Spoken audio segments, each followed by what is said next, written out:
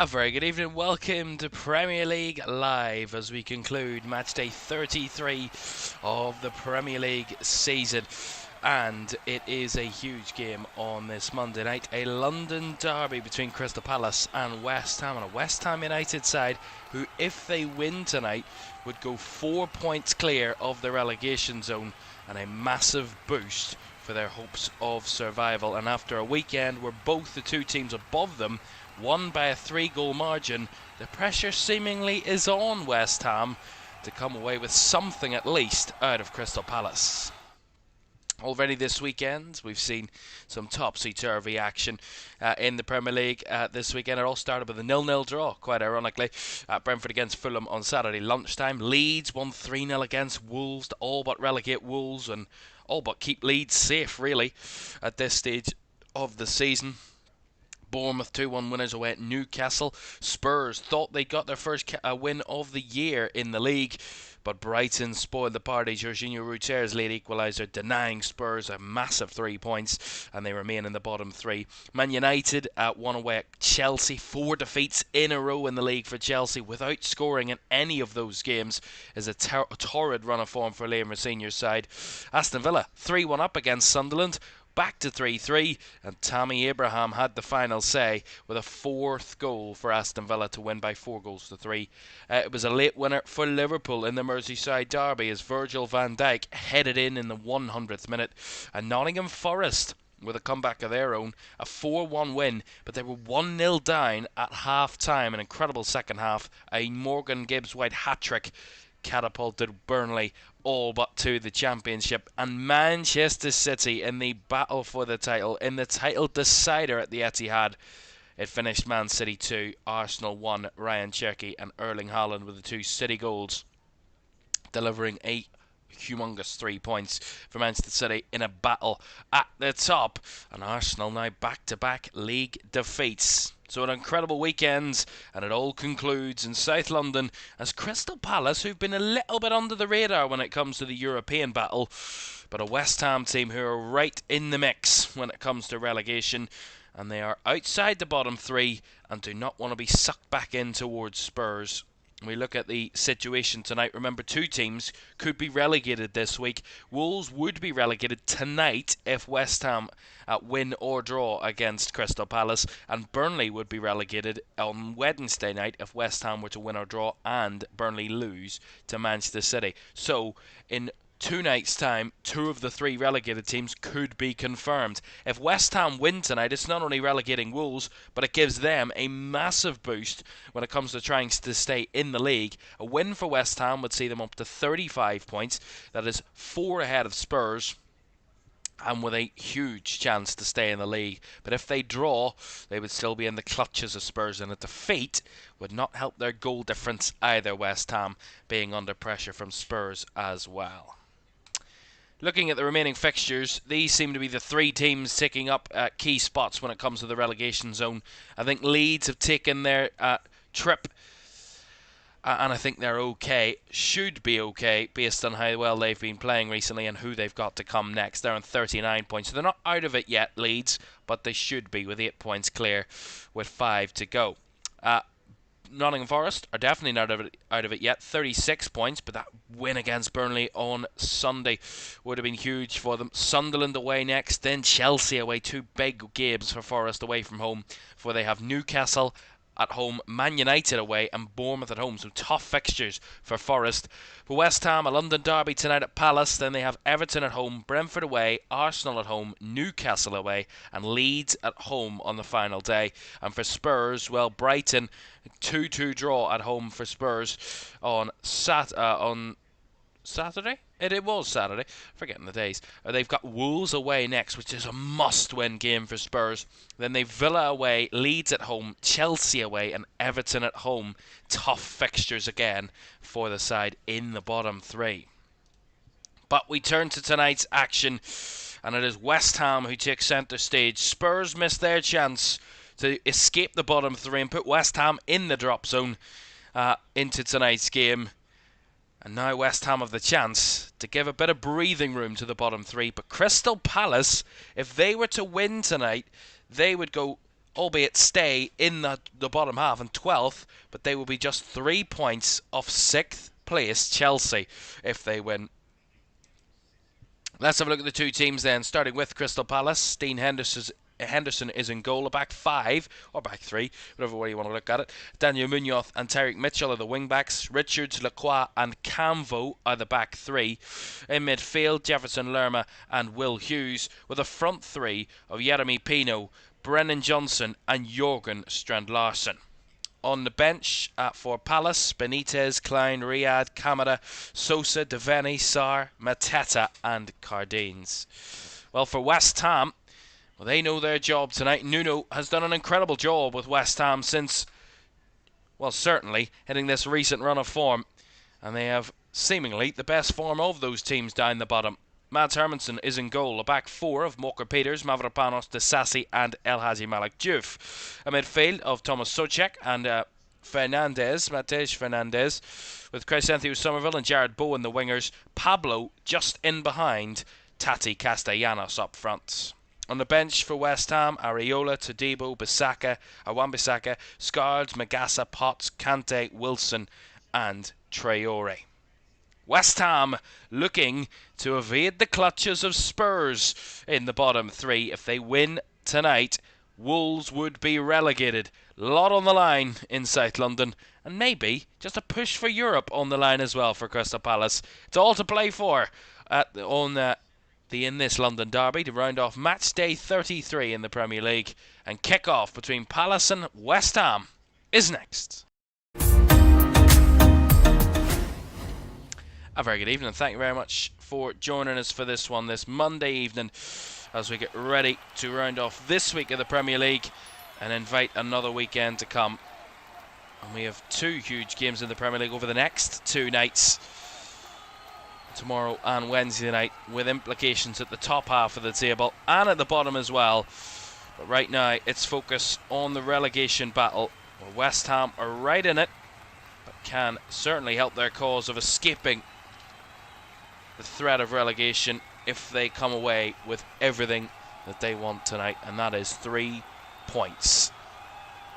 Remember, West Ham, as I said, find themselves just a point above Spurs, but their recent form doesn't show much relegation threat, albeit only 1 defeat in their last 4 league games. West Ham, they've actually kept a clean sheet on 2 of those occasions. In both of those victories, 4-0 against Wolves and a 1-0 win away at Fulham at the start of March. But those are their last 2 league victories.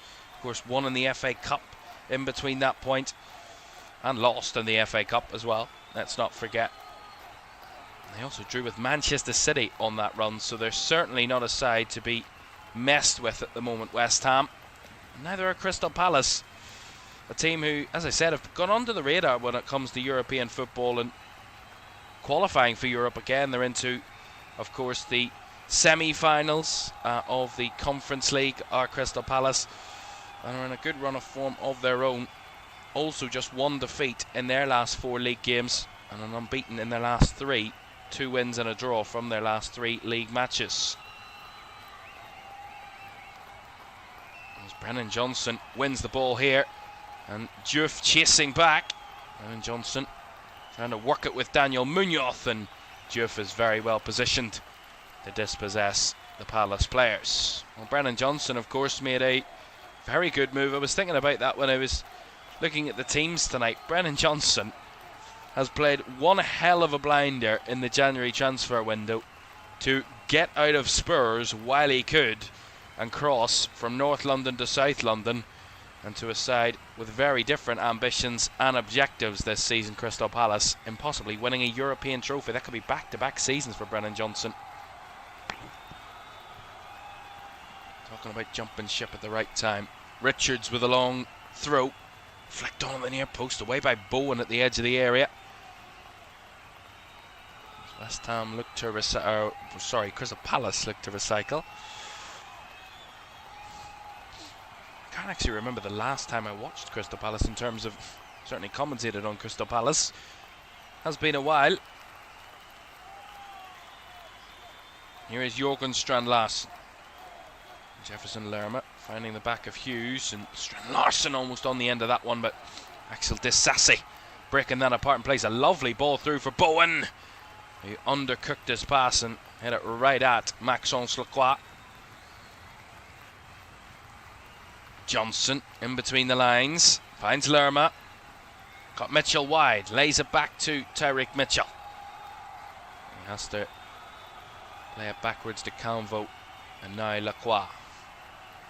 Palace on the front foot from the early moments of this game.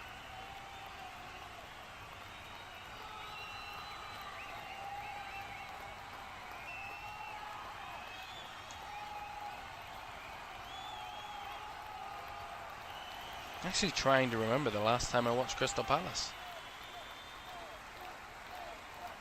It's been a while, like a long while.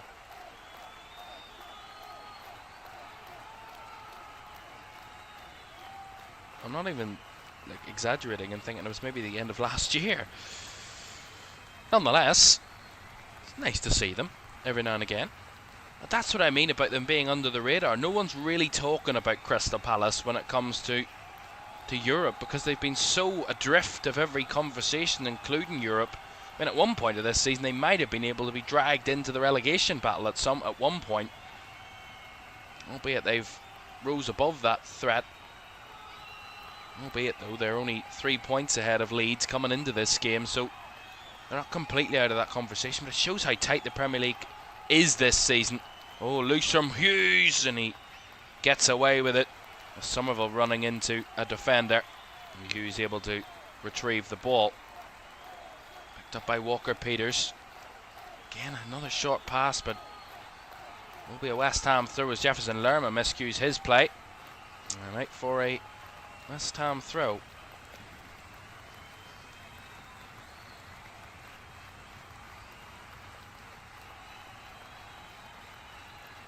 Do you have to say that? Massive result for West Ham last time out, a 4-0 victory over Wolves. If there's ever a way, I mean, it's winning against one of those teams down the bottom, but it's the way West Ham won that game by 4-0. It was so convincing, and it certainly re-energised this team into believing that they're very much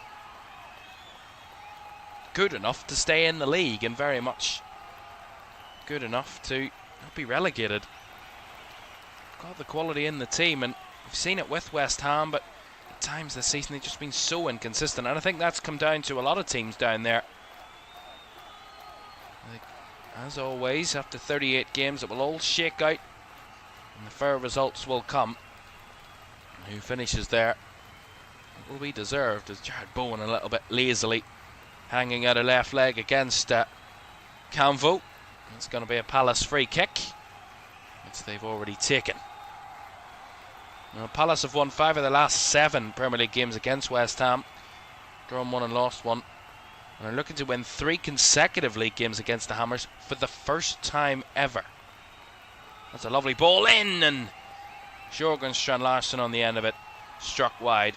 That's another player who made the right move at the right time, Jorgen Strand-Larsen.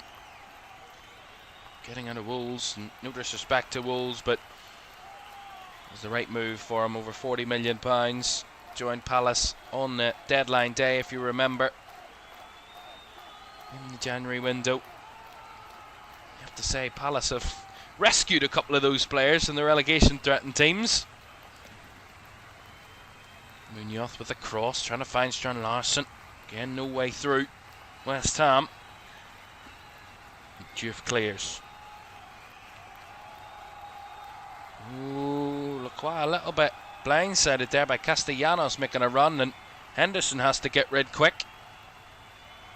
Bit of pressure there from Tati Castellanos. And quite a little bit too blasé about it, a little bit too comfortable in that sort of situation. 3 goals in his last 5 games, Tati Castellanos.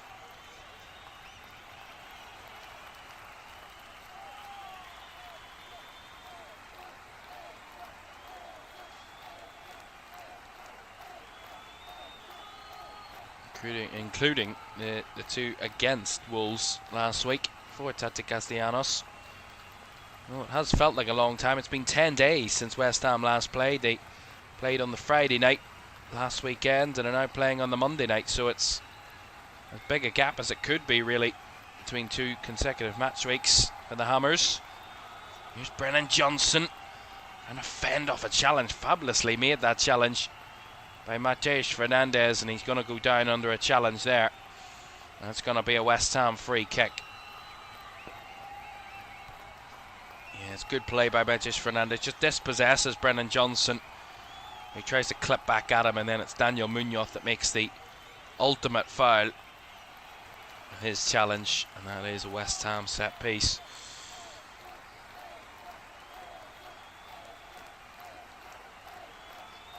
Axel Disasi.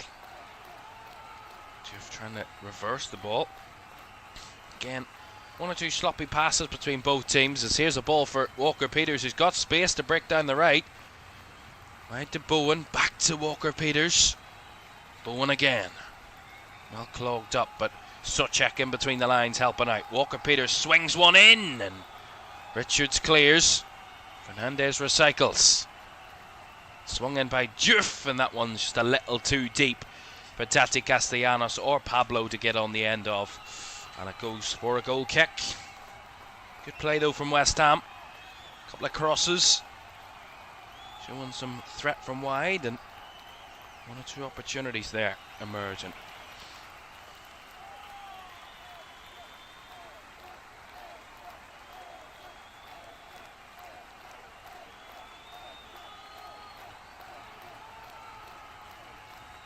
Crystal Palace are a side that don't score a hat full of goals, and they don't concede a hat full of goals. They're a bit of an outlier in the bottom half of the table. They've only conceded 36 goals this season, Crystal Palace. That's the lowest of any side outside the top 2 in the league.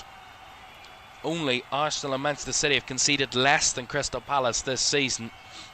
So they're a massive outlier at the bottom of the table, but in terms of their goals scored ratio, it is quite the opposite.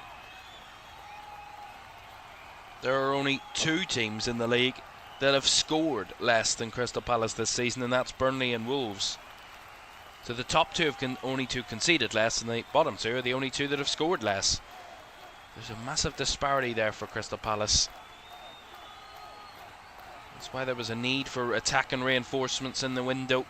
Brennan Johnson coming in, Jorgen Strand Larsen coming in, giving extra threat and depth after they've lost, I mean, an incredible amount of attack and talent, Crystal Palace, over the last year or so. None more than, of course, Michael Olise and Ebere Eze. 2 massive losses for them. Here's Yeremy Pino, one of those new additions, slotted in well here at Palace, and he finds the ball to Daniel Munoz. Infield to Pino again, who's come back across, but he runs into Matej Fernandez there, and Diouf can clear. And Richards can retrieve. Well, in terms of West Ham, they scored 40 goals, conceded 57 this season, which is only worsened by the 2 in the bottom 2. Burnley and Wolves are only 2 that conceded more than West Ham. So they do ship goals, but they have been harder to beat as of recently, West Ham, in the Premier League. Only conceded 3 goals in the last 4 Premier League games, albeit the game before this run they conceded 5 in 1 game against Liverpool at Anfield. That was the real outlier in the recent results. We disregard that game, no offence, but let's disregard that game. They've only conceded 4 goals in 6 of their last 7 in the other 6 games, so they are a team that usually are hard to beat, West Ham. Certainly recently have been hard to beat. A lot of those goals they shipped early in the season. Long throw here for Crystal Palace, left-hand side. Not much goal threat in the first 12.5 minutes. A long launch and throw. Flicked on at the front post. It's cleared well by Pablo in the area. Picked up by Mitchell again. No way out for West Ham here for the moment, as Richards will look for the switch ball. Pino gets his head onto it, but the second ball picked up by Somerville. And Suchak does well to recycle it out wide to Diouf, who did keep it in play and will get the free kick here for West Ham. Ilhaj Malik Diouf, the left back. You see it here. Just about kept it in play. Right on the line, but didn't go out. And then was fouled by Brennan Johnson. Yeah, it's a late challenge by Brennan Johnson. Just clips him. Nothing more than a free kick though.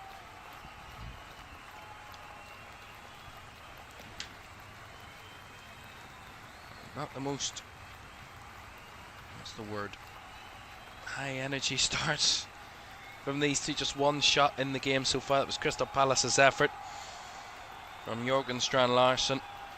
Other than that, not been much goalmouth action. There's been a lot of infighting of possession between the two teams. That's a nice play by Somerville. Castellanos finding Pablo. This is better from West Ham as Pablo plays the ball into trouble. Castellanos picks it up and shoots. And he shoots over the crossbar.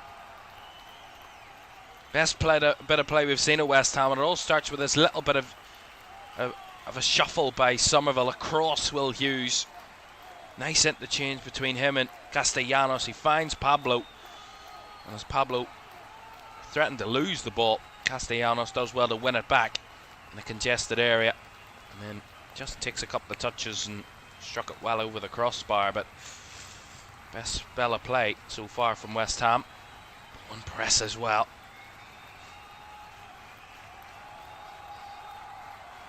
Walker Peters there brought down, but referee said it was no meaningful contact.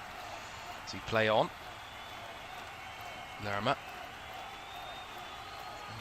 Fire it through the middle, but closed off well by West Ham, who have the ball now with Jared Bowen. Looking for Castellanos, but Jefferson Lerma with a sliding challenge.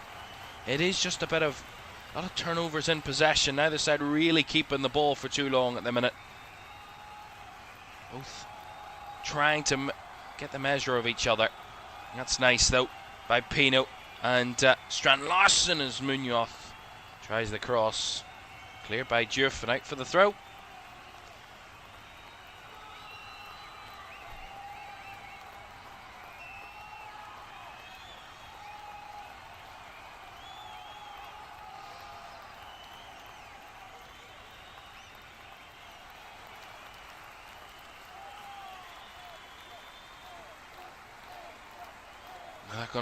Gonna go for another long throw here. Chris Richards is ready and awaiting. Launch towards the area. Cleared away at the front post by Diouf. Picked up quickly again by Palace. As West Ham try and push out. Here is Daniel Munoz. Back to Mitchell. A convo.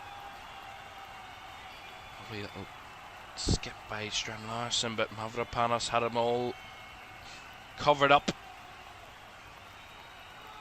At the moment, very little between the two teams. Albeit West Ham lost the reverse fixture 2-1 at the London Stadium earlier in the season. Jean-Philippe Mateta opened the scoring. Jared Bowen levelled before Tyreek Mitchell scored a winner for Crystal Palace. It was all the way back in late September, only in the 5th game of the season. Here come West Ham though. Castellanos runs out of room, and it will be a Palace goal kick.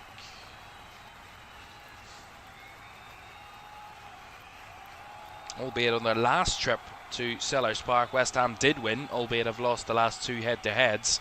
Both were at the London Stadium, but the last trip here, West Ham did win by 2-0. Thomas Souček and Jared Bowen with the 2 goals on that last trip to Selhurst, which was all the way back in August of 2024 in the second game of last season.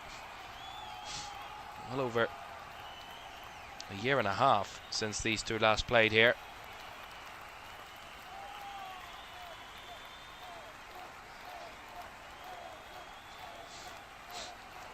Sassy under a bit of pressure. Does well to play it out for the throw, but Palace look to break quickly. Brennan Johnson tried to find a way past Mavropanos, but was eased out of the way. And Mads Hermansen was given the chance to pick the ball up by his defenders, but tried to beat West Ham up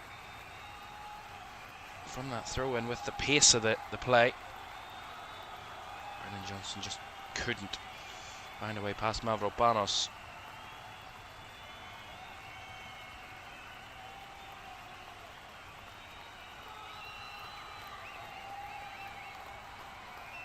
Check back to Walker Peters and all the way back to Mads Hermansen. Well, a draw wouldn't be the worst result in the world for West Ham. It wouldn't be clearly the desired result, but in a relegation battle, one of the key points you have to make is if you can't win it, make sure you don't lose it. And I think that will be something that West Ham should take into consideration tonight. If they don't win this game, then better make sure they don't lose it, because you want to keep chipping away. Got some interesting games to come, West Ham. Only easy games to win: Everton, Brentford and Arsenal. Their next 3. And you wouldn't say they're top of your list of teams that West Ham should be beating, albeit 2 of those 3 games are at home. Actually, they only have 1 more trip outside of the capital between now and the end of the season. They've 2 more away games after this one. Away to Brentford and Newcastle. And Newcastle is the only game outside London for West Ham now. As Brennan Johnson had a chance here. See it here from the left-hand side for Crystal Palace. Ball swung in with the right foot, and Brennan Johnson, free header on the edge of the 6-yard box, and he directs it a good half a distance off goal. I mean, it's a good distance wide with the of the left post. It's good, very wide, and a poor header for such a very good circumstance and situation to find himself in. Free header on the edge of the 6-yard area. He doesn't hit the target. Disappointed there, I'm sure. Brennan Johnson. There's Juff. He was again caught by Brennan Johnson, and the referee says he was late again there, the Palace player, and I think that's going to be a yellow card for Brennan Johnson. I don't think he can really argue with that. It's the second time he's done it. Second time he's tried to challenge Haji Malik Juff, and this time the second time that he scored him in the game. Referee, by the way, Darren England. James Bell, the VAR. And Brennan Johnson, his 6th yellow card of the season, is our first booking of the night. 21 minutes gone, still 0-0 as West Ham have this free kick wide on the left in the Palace half.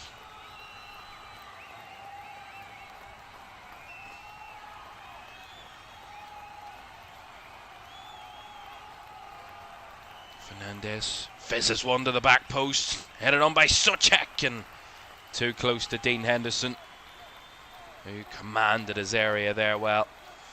Crystal Palace goalkeeper. Certainly Dean Henderson's played an incredible role this season, certainly in the last few seasons for Crystal Palace, with some of his incredible goalkeeping. One of the best keepers in the league this season. Partially as well last season.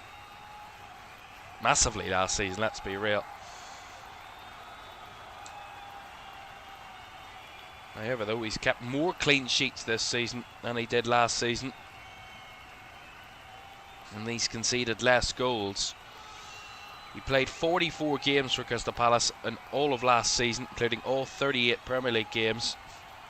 He's actually played less league games this year, 30 so far out of the 33 that Crystal Palace have played, and 11 Conference League games and 1 Community Shield game. But out of those games, he's kept 16 clean sheets. And he's just 1 clean sheet away this season from equalling his tally of last season, Dean Henderson, for Crystal Palace. Caoimhan Somerville was brought down here again. Yeah, Daniel Munoz, the crunch and challenge. A couple of miscued tackles for Crystal Palace so far. Brennan Johnson with 2. Daniel Munoz with 1 or 2 as well. And another West Ham free kick halfway through the half. Still 0-0.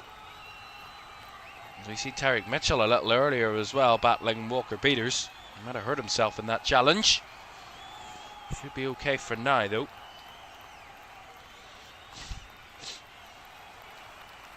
Now, Haji Malik Diouf and Caoimhan Somerville over this for West Ham. Diouf leaves it. Swung in by Somerville and watched it soaring towards that back post was Dean Henderson, who again confidently gathers in his own area. Strong goalkeeping. 2 moments that West Ham have got it in anywhere near Dean Henderson's goal, and he's done well. Make easy work of it.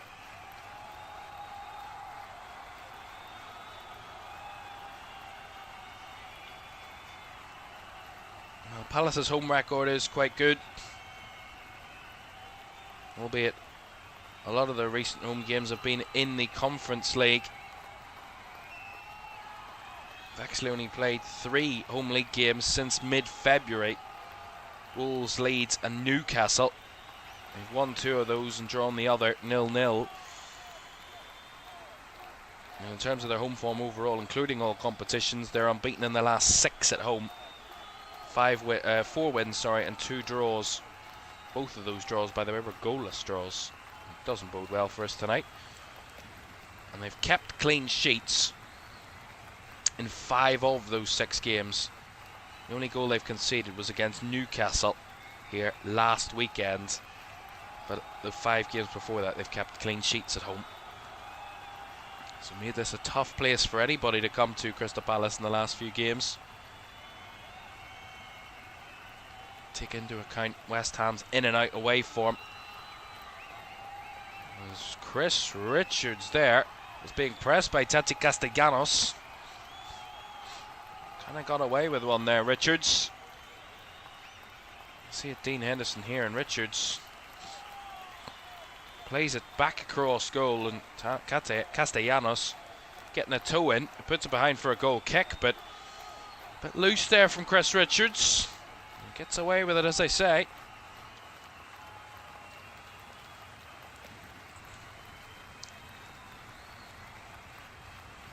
Somerville in between the lines, looking to break apart this Palace midfield. Lays it to Walker Peters. Down the line to Bowen. Drifts in field. Bowen's cross. Blocked at the front post by Caoimhan. And now a bit of room for Yeremy Pino to break away as he crosses the halfway line. Switches it to find Brennan Johnson, who will shoot from range. And shoots just wide, Brennan Johnson. Really good ball by Yeremy Pino. And Johnson, with acres of space, unleashes an effort from around the edge of the D. And just tries to curl it into that far corner. Really nicely done, opens his body well. It's just a little bit wide. The curl wasn't enough on it to spin it back inside the post. But a lovely technique. It would have certainly had Mads Hermansen in a difficult position there.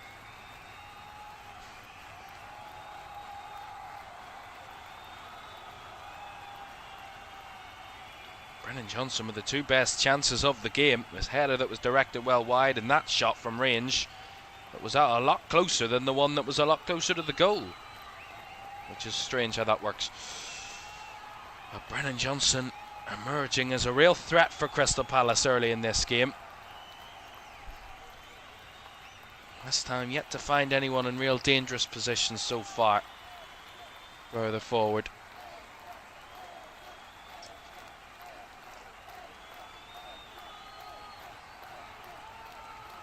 Mitchell over the top. Looking for a runner, but Mads Hermansen was able to block it apart. And Lerma's beaten to it by Bowen in the middle. And Bowen finding Somerville up against Richards. Somerville's shot blocked. Kept alive in the area though was Pablo's effort to try and reclaim possession is sent packing with a Palace clearance, but really good from Jared Bowen, anticipating the first touch of Jefferson Lerma, intercepting it and breaking away for West Ham. The attackers just starting to emerge into this game a little bit after a low-key start in attacking terms for these two teams. And that one will run into play with that switch ball from West Ham, but as we see it again, it's really well played by Jared Bowen. Beats past one midfielder, holds off another as he lays it into Crysenthio Somerville in the area. And we see this a lot from Somerville. He just makes that slight little cut inside the defender. Just tries to use the defender as a guide to whip the ball around him. Richards just gets enough on it to block it and deflect it away from goal, but opportunity there for West Ham as Bowen working in the tight spaces again. Souček with a bit of a tasty challenge. Doesn't come away with the ball though as Hughes looks to evade pressure, runs into more trouble. Walker-Peters rolls it down the line, finds Bowen at the byline. Bowen trying the cross, blocked well. Out for a West Ham throw on the far side. JD Camvo with the block that time.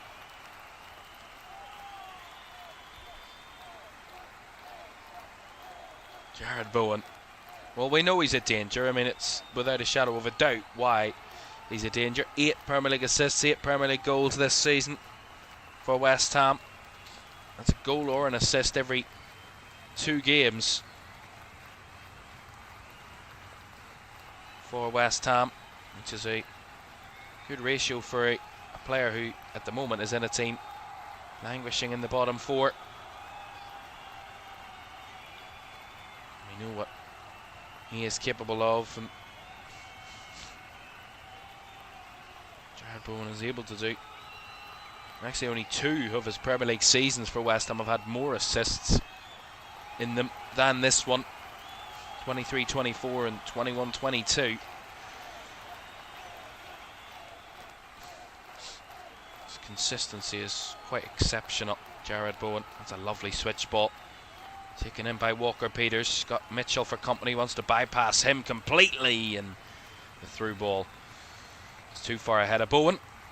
And I think there's actually going to be a corner here to West Ham. Dean Henderson asking why and how. Jared Bowen was certain of it right away. Let's see it here. Did that take a deflection? It did. Come off the toe of Tyreek Mitchell. And it bounces behind for a West Ham corner. And had everyone caught out there, including the Crystal Palace goalkeeper. We thought it was a goal kick. Corner it is though. To West Ham United. Left-footed delivery swung in by Bowen. Header away by Richards. Juff back into the mix. And on the half turn. Great strike by Disasi, but over the crossbar, and the flag was up anyway.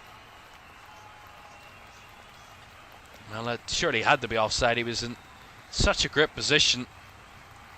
Yeah, he was. Oh, well, he's not too far off.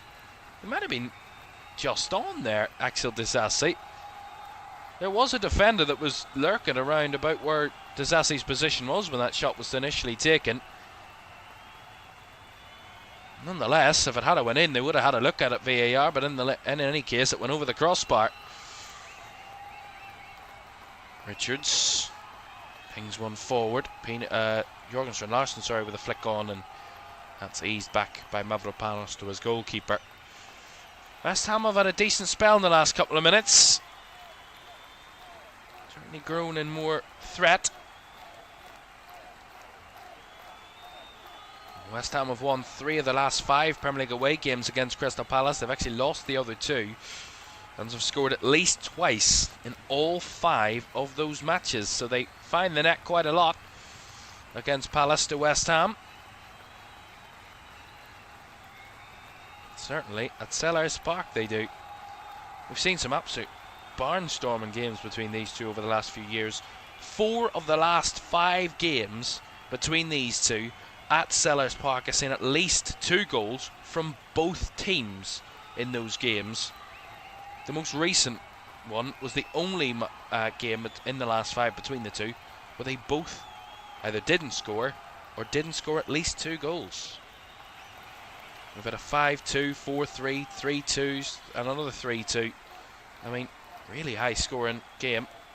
It's not something you would point out and go, what of these Premier League fixtures would be the highest scoring? You wouldn't think Crystal Palace West Ham would be top of your list, but the results are there to show. They do love to find the net against each other. Quite often it's happened here at Selhurst Park. Nice switch ball. Flick on first by Munoz, finding Johnson, back to Daniel Munoz. Hughes has to reverse it.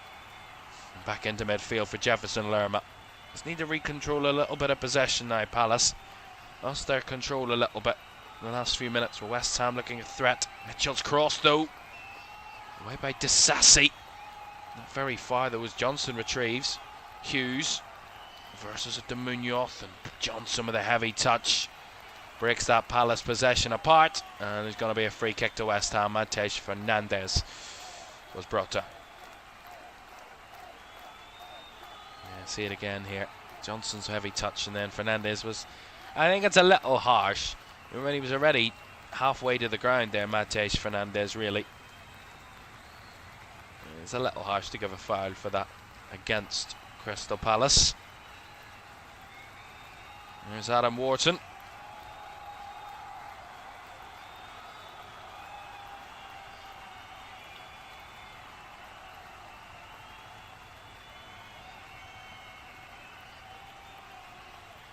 Somerville was caught late here. That's another. I mean, Crystal Palace just a little half yard off with these challenges, and that's quite a big distance in this game. Already we've seen some really late challenges. This is just another one. Hughes just a bit too aggressive with that. Crysanthio Somerville. He just catches the Achilles of Crysanthio Somerville. It's going to be a free kick to West Ham. Certainly not doing any favours, Crystal Palace, and trying to avoid the referee's book tonight, these players. Somerville back to his feet, booed by the crowd, which is what you always seem to see for away players, but he was genuinely clipped and hurt. It's not a dive by any stretch. Yeah, it's not intentional at all by Will Hughes, of course it's not, but it is late, and it is a painful one for Somerville, and it's a West Ham free kick. Diouf and Fernandez over this one again for West Ham.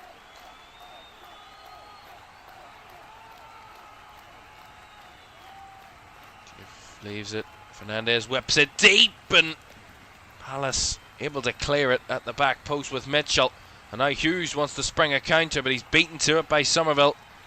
He lays it back wide and swung across the area. Just a little too much for Thomas Soucek to pluck out of the air from Castellanos' cross. Again, well worked by West Ham again, but just a little overhit by Tate Castellanos. Just can't find Thomas Soucek. That breaks that apart, but certainly more threat from West Ham. Be a little bit more pleased.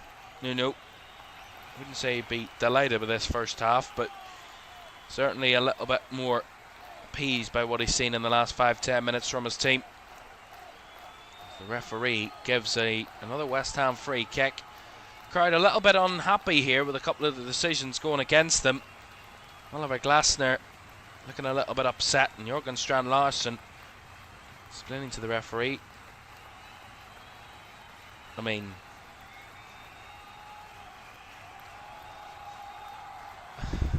there's nothing in that.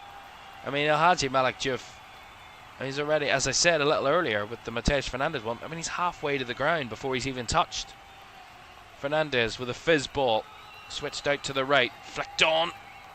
Nicely cleared away by Munoz, who's out to that left side. He clears his lines for a West Ham throw.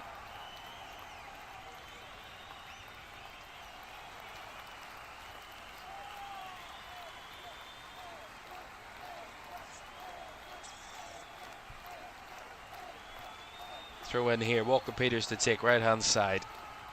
Goes short. Back on the ball is Kyle Walker Peters. So check, flex round the corner. Tried the cross again from wide Castellanos. No way through that time, and Alice trying to retrieve centrally with Johnson and Strand Larson, who kind of got in each other's way there, and neither could take control of it. One or two little glimpses, but again lacking attacking quality at the moment this game. Nicely done by Maxence Lacroix there against his man.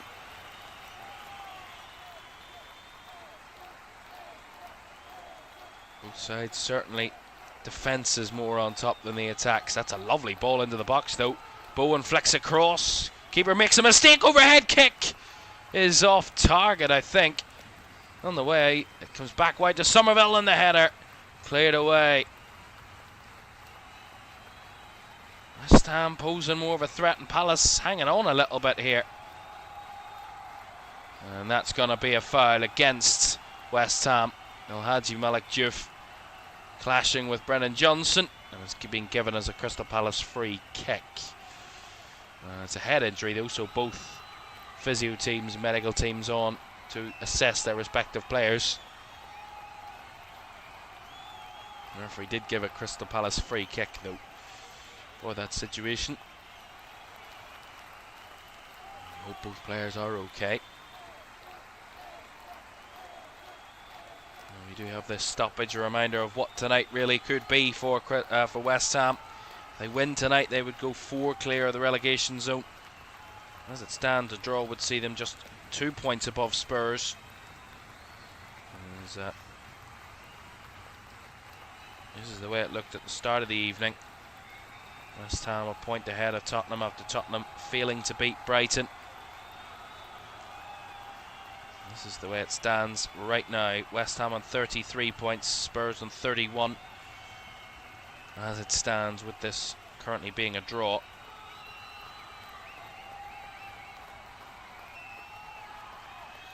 Remember, if West Ham win or draw, Wolves would be relegated tonight, so Wolves kind of need Crystal Palace to win to keep any sort of hopes of them staying in the Premier League alive. I mean, it's a matter of when, not if, really. For Wolves, all on West Ham. West Ham do get something out of this game. We could have 2 teams relegated this midweek. Wolves and Burnley would both be sent back to the Championship this week. If West Ham pick up something here, and if Burnley were to lose on Wednesday against Man City, then they would be cast back down to the second tier. Around it for you, a huge game tomorrow night. Brighton taking on Chelsea tomorrow at 8 o'clock. Chelsea in the chase for Europe, but have kind of fallen by the wayside in recent games. 4 defeats in a row for Liam Retiner's Chelsea, taking on a Brighton side here, one of the informed teams in the league, and they rescued a draw away at Spurs on Sunday. Can they pick up some crucial points against Chelsea? That is tomorrow at 8 o'clock. They're also chasing Europe, Brighton as well. If they win against Chelsea, they would go above them and 2 points ahead of them in the table and up to 6th Brighton, so it's a massive game tomorrow night for them, albeit they would have played a game more than everyone else, those two. You'd have to say Chelsea lose tomorrow, they can wave goodbye to Champions League football next season. Strand Larson shot at the edge of the areas. We're just back underway, by the way. Both players thankfully okay after that clash of heads. Thankfully both should be okay, as that's a switch ball for West Ham over the top. Too much for Bowen to get on the end of from Axel Disasi's attempt.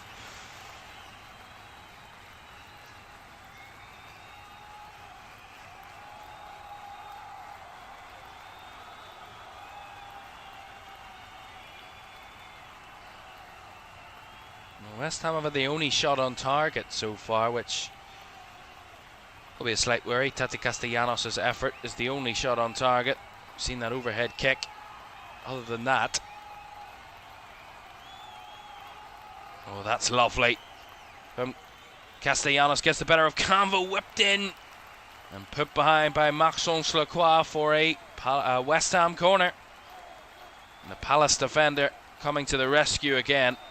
Again, it's fabulous play here by Tati Castellanos. Just snatches on the first touch of Caoimhan, whips it in with a cutback. And Jared Bowen was in the middle. Just couldn't reach him. So got in the way, did Maxence Lacroix. Scored 4 goals from corners in the last 5 games, West Ham. Bowen delivers, and that one was dangerous. Still not away as Somerville takes it down at the back post. Picked up by Diouf. Somerville wide of the touchline right now. Finds Matej Fernandez. Down the line to El Hadji Malik Diouf, who swings one in deep, and the header! Well saved by Dean Henderson. Great cross, great attempt, fantastic stop. They're in the groove here, West Ham, and want to find a goal before half-time. Castellanos, Diouf, another deep cross. This one was attempted to be kept in play by Jared Bowen. Just crossed the byline. See this again. Diouf wide on the overlap, swung one in really early. And diving in at the back post was Konstantinos Mavropanos. A fantastic reactionary save by Dean Henderson to stop it. And Mavropanos, who's been in good goal scoring form recently for a centre back. He has scored 3 Premier League goals this season, and all 3 of them have come in his last 3 games. Scored twice against Wolves and scored against Manchester City just a few games ago. So Mavropanos has been in hot streak in terms of goal scoring form recently, and he could have had another there. Denied by the Palace goalkeeper. As we hit the end of the first 45, 4 added minutes. Oh, as West Ham get a little bit loose in the middle, and now Palace are away, and this is how quick they can break on you. Mitchell in the area. Mitchell struck it wide, dragged it wide of that right hand post, Tyreek Mitchell, but that's how quickly it can fall apart for West Ham. Get caught in possession on that right hand side. Mitchell does really well to evade the first challenge, and then he just drives forward with the ball. Not much combativeness from West Ham out of possession, not able to dispossess Mitchell, and he's allowed to get the shot off, albeit well off target in the end. But ultimately can't be too kind in those moments, and West Ham got a little caught out there on the break. But for them, fortunate they got away with it. I have to say, West Ham have played well in this first half. I think they struggled to get going in the first 20-25 minutes, but since that point they've been the better team and the team more likely to score. They've had 1 or 2 really good chances.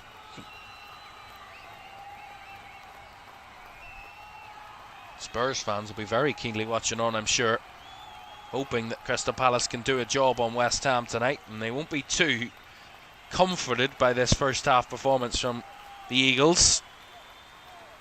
They're struggling to get themselves going at the minute, Crystal Palace.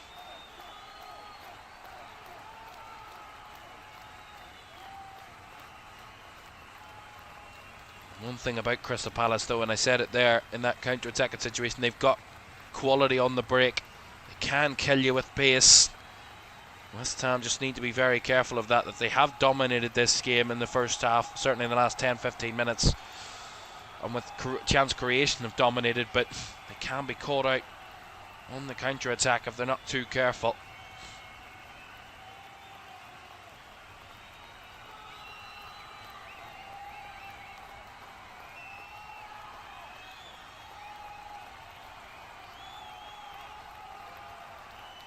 You kind of feel Crystal Palace at this moment in time, their main focus will be trying to win a European trophy, which would be quite historic for them.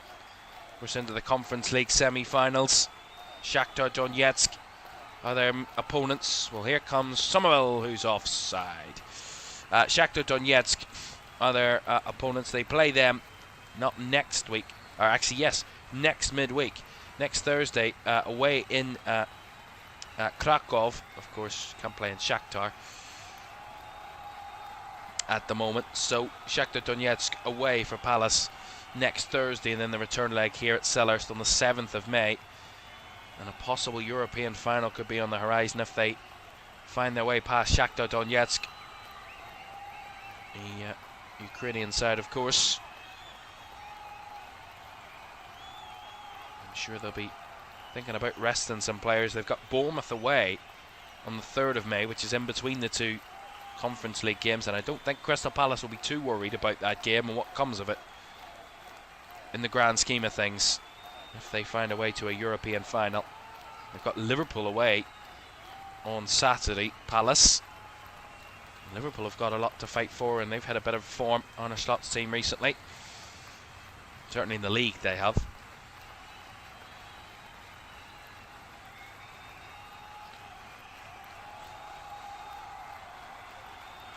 I have to say West Ham have played pretty well in this first half. We'll assess it at half-time.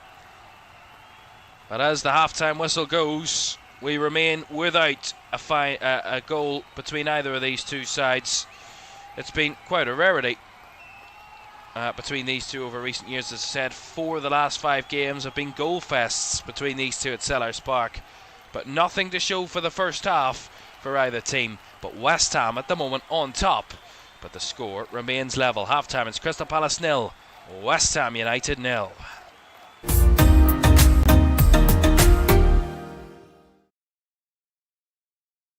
Sure, one last kick. This is gonna be it. This is the moment. Vicario kicks this, and Liverpool are there. Liverpool are Premier League champions, and there it comes. Crystal Palace, for the very first time in their history, are FA Cup winners. Oh, he's found the net. Oh, what a goal! Kvaratskhelia is through, wants to add a 4th, and does so. Ahmad, oh my goodness me! That is absolutely unbelievable. Rice again. Oh! You thought he couldn't beat the first one. He's gone and battered it. Another whip ball in. The header is in by Virgil van Dijk. Incredible.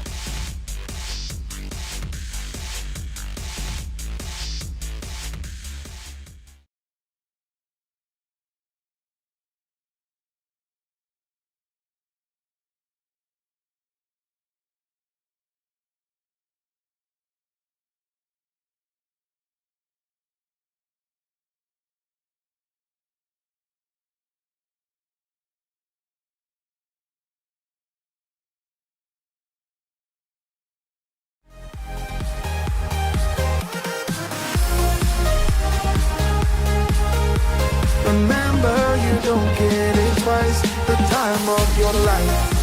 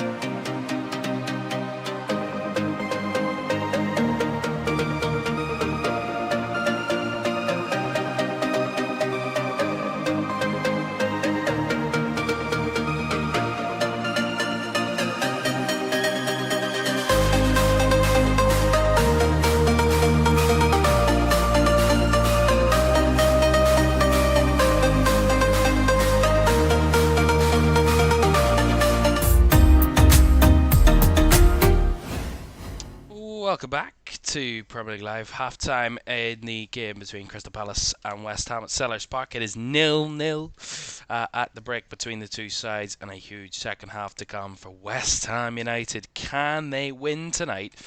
That would take them out of the clutches, as I said earlier, of Tottenham Hotspur, a Spurs side that are in the relegation zone. Who can believe it? But that is the situation, and West Ham at the moment picking up a point would relegate Wolves at the final whistle as well, and we will let you know what that means and how big that could be for Wolves. And of course, we've known for the majority of the season that Wolves are heading straight back to the straight down to the Championship. But certainly, if West Ham come away with at least a point tonight, then that would be confirmed as a team to be relegated for the first time this season. Right, while I'm wasting time, we are almost ready for the second half here in this one. Thank you very much for joining us for this one tonight. We can remind you that we've huge games to come over the next few days, including Brighton against Chelsea tomorrow at 8 o'clock. That's a huge game in the Premier League. Chelsea, I mean, I was mentioning in that first half, if Chelsea lose tomorrow night to Brighton, then they would be 17 points off Liverpool. No, 17 points. 7 points, sorry, off Liverpool with 4 games to go, which means it is surely beyond the realms of possibility that they could snatch a place in the Champions League. It's not out of the realms of possibility, but a very difficult chance for Chelsea. And while I am wasting time, I can tell you about the running. Now remember, the running is only getting started here in LFS, and the drama continues this weekend. Look at this for a weekend to come. 6 games across Friday to Monday. It all starts on Friday night at the Stadium of Light. Friday night, Sunderland taking on Nottingham Forest. Can Forest go further away from the relegation zone? Then we turn to Craven Cottage on Saturday lunchtime. Villa getting ever closer to a Champions League place once again as they head to Fulham. Fulham still in the chase for Europe. Then on Saturday evening, it is a double-header. FA Cup action as Man City and Southampton go head-to-head at Wembley on Saturday, 5:15 in the FA Cup semi-final, as well as Arsenal's game against Newcastle in the Premier League at 5:30. We'll be watching that one as well. Sunday at lunchtime, it's Coventry-Wrexham in the promotion race in the Championship. Coventry, of course, on the verge of winning the title in the Championship. That can be done at the weekend. That's on Sunday. And then the second FA Cup semi-final, Chelsea against Leeds, followed by Monday night action, this time in a week's time, at Old Trafford as Man United host Brentford. As we get the second half underway at Palace, and a drama continues in the run-in between now and the 8 this weekend on LFS, and one to really look forward to. An early issue here for Jorgen Strand Larsen, who's gone down holding his head. A little clash between him and Axel Disasi.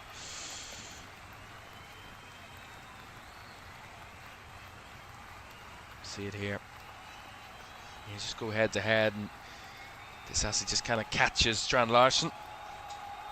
He won the ball, Axel Disasi, so it's not much in it really, ultimately, but a painful one for Jorgen Strand Larsen. I have to say West Ham were the better team in that first half, certainly in the final 20 minutes of the first half, but Palace surely will be more of a threat in this second period. Didn't have a shot on target in the whole of that first half, did Crystal Palace, which is a disappointment for the home team, but West Ham had 2 great chances they couldn't take, and Palace have a throw in here on the right hand side.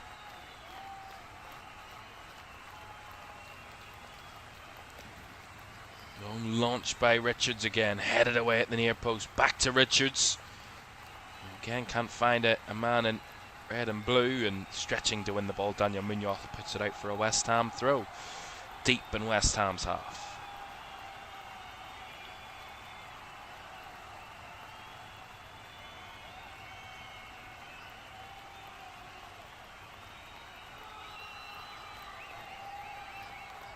Johnson's ball into the area, looking for Strand Larson, and then Munoz threatening in. Kicks it well behind for a goal kick. Bit of early pressure on West Ham here from Crystal Palace, but not much danger in the area really. Mostly just a lot of play in the West Ham half to this point. War of attrition from Crystal Palace really in this first half. In that first half, I think seem to open it up a little bit more, get more action from Jeremy Pino, Brennan Johnson on the ball a little bit more, try and find Jørgen Strand Larsen in better areas. They just really struggle to work their attackers into play in that first half on a consistent basis, Palace. West Ham, credit to them, have done a decent job of holding them out. Only took control in midfield in that first half, did the Hammers. Souček and Fernandez really dominating that area. Munoz. It's been wall-to-wall throw-ins in the first 3 minutes of this second half. Munoz to take another Palace one down the line into Strand Larsen, who looked for the flick on for Johnson. Cleared away by Disasi. Only as far as Hughes, and then nicely stepped in was Matej Fernandez. And ultimately they get a goal kick out of it, West Ham. Last touch off Jørgen Strand Larsen. We spoke about West Ham's ability to, albeit still stay in 17th, but with a 4-point gap on Spurs if they win. For Crystal Palace, I told you at the start of the evening, if they win tonight, they would go on to 45 points. Now that would only put them above Fulham in the table, directly above them, move them up to 12th, and would only have them above Fulham on goal difference, but they would be within 3 points of Chelsea. And remember, Palace still have a game in hand. They still have to play Manchester City between now and the end of the season. Now, that's not going to be an easy game, but at the same on the same token, they win that and they will be level on points with Chelsea after the same number of games, but they have to win this one first for that to be a chance. Walker-Peters in Palace half plays a nice ball down the line here to Jared Bowen, who kicks it off JD Canvo, and that will be another throw in to West Ham. Well, actually, it's gone for a corner. Initially, it looked like a throw in, but a corner it is. First corner of the second half. West Ham had 2 corners, the only 2 corners of the first half, and they had the first corner of the second half.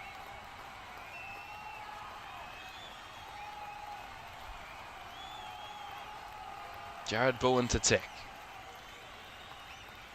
Left-footed, swung narrowly and headed away at the front post. It needed to be by JD Canvo, as it was lurking around that front post. It might have just dropped. Dean Henderson might have just got there ultimately, but JD Canvo needed to make sure and did. Another corner it will go.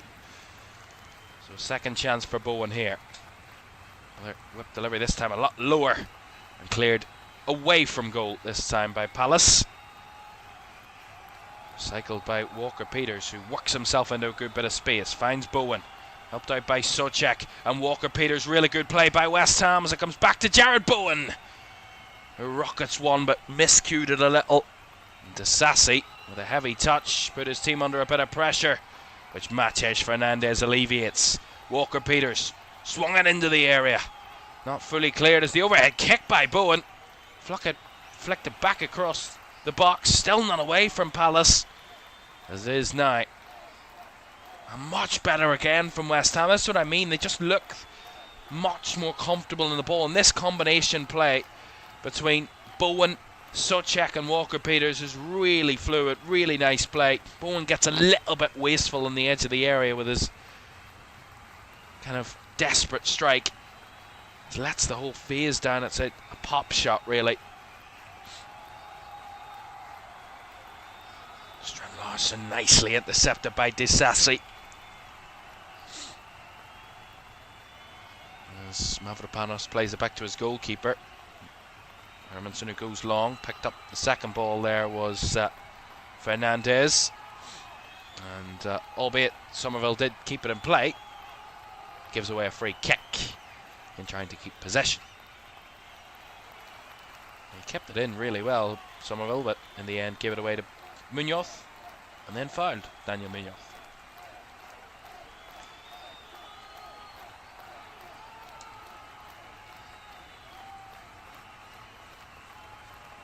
Well, it just shows you the turnaround in form. I said at the start of the night, a great job that has been done by Nuno to turn West Ham's form away when they were beaten at home by Nottingham Forest all the way back on the 6th of January.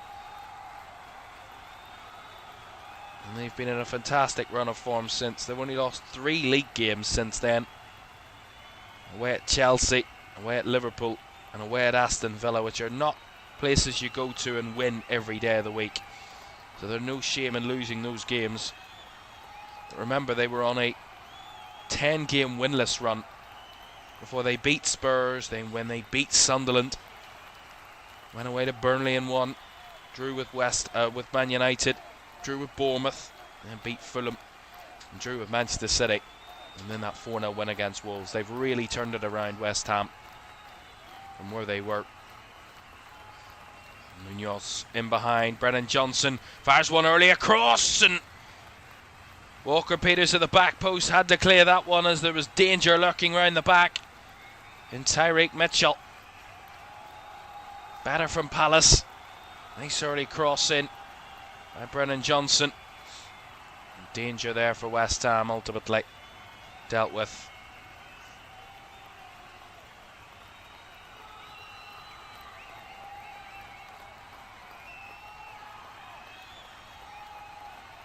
Refocus. They've conceded the most goals from corners by quite a distance, West Ham. 15 they've conceded from corners. It's 5 more than second place. That's nicely done at the front post by Bowen. Cleared away at the first time of asking there. Well, as I was saying about the turnaround in form, at the end of match day 21, West Ham were 7 points adrift of safety. 7 points adrift of Nottingham Forest, who were on 21. West Ham were on 14 points after 21 games. If they win tonight, they would be on 34 points. That's a lie, 35 points. Here's a ball in behind. Cross there from Palace. Again, it was Brennan Johnson. If West Ham were to win tonight, they'd be on 35 points. That's 21. That's treble their total that they had after 21 games, just 12 games later. That's incredible. They've hit some form. Remember, Spurs, after 21 games, had 27 points. They currently have 31. Pino runs into trouble. Ultimately, Walker-Peters was brought down, and that's going to be a free kick. But it just shows you how kind of things have changed. You know, Spurs were 13 points clear of West Ham after 21 games, and their seasons have taken opposite directions. Since that game, West Ham have only gone up the way, and since match day 21, Spurs have only went down the way.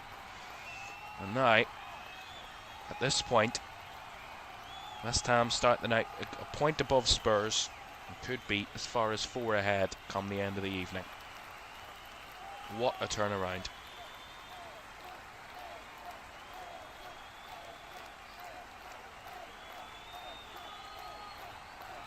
One ball here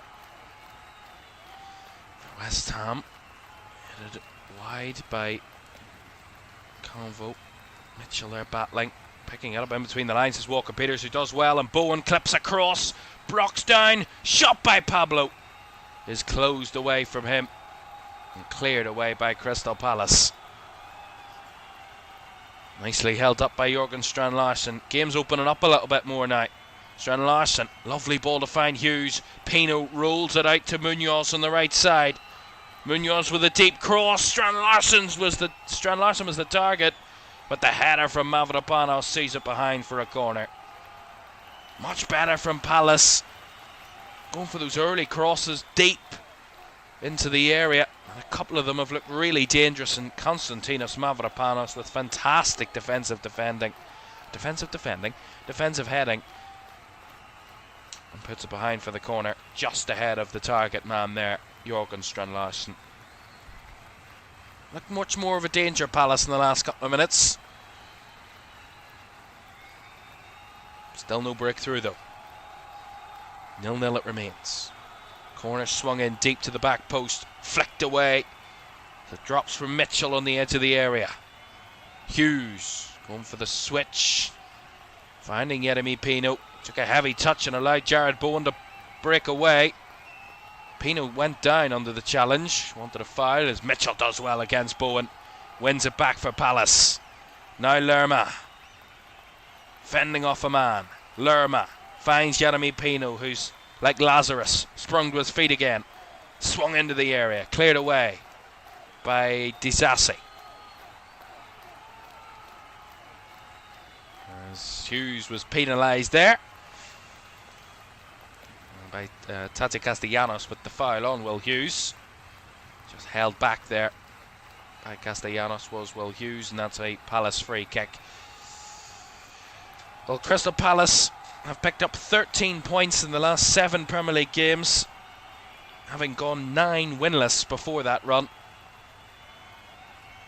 Now the triple Palace substitution.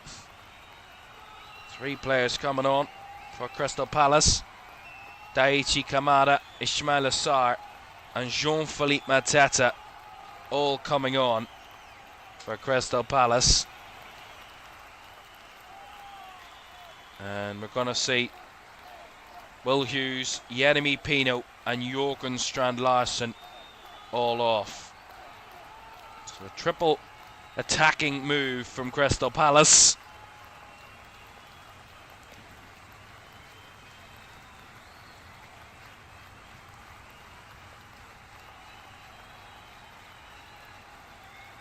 Can that help to build a late push for Crystal Palace to win this game? They've got a free kick. Will Hughes, who's no longer on the pitch, won that free kick. 31 minutes of the game to go, so a good long period left. I think Daichi Kamada is going to take this, which will be his first touch of the game. Right-footed delivery, swung in, and the header was directed towards goal, but into the hands of Mads Hermansen. It was Lerma's header. Kyle Walker-Peters. West Ham, who've been a little bit caught out in the last few minutes with the energy of Crystal Palace and the movement from Palace, which was pretty much absent in the first half. They've come alive a little bit, Palace. The game has opened up did open up for a good minute or a couple of minutes there. Both sides were attacking well. That's a lovely ball over the top by West Ham. It's Bowen, gets the better of his man, and Canvo stays the better of his man and lays it back to Walker-Peters. Swung in by Fernandez, away by Richards. Further cleared. There's a clash there between Pablo and his man. That's going to be a free kick to Crystal Palace.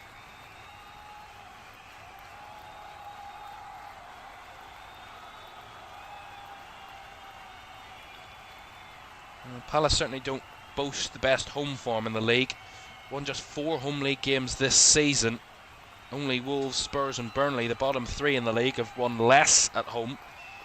Actually, West Ham, funnily enough, have the less points at home than Palace, but they've only lost 5 times at home this season, Crystal Palace. They've drawn 7 of their home games, which is amongst the most. So here's a cross in from the right again, and that one well hung on to by Mads Hermansen. He tries to find a move here for West Ham, and Pablo with a reverse pass to find Castellanos, but a little bit ahead of him with the Palace defenders. I'm telling you, there's something coming.